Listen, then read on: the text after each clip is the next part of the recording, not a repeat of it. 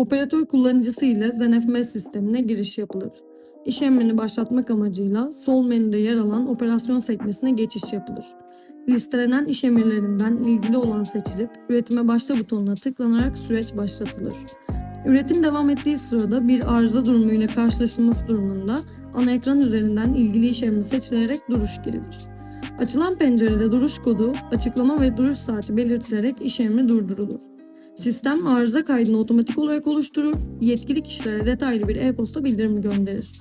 Bu mailin içeriğinde makine tanımı, parça bilgileri, arıza açıklaması, operatör adı ve duruş başlangıç saati gibi kritik tüm detaylar yer alır.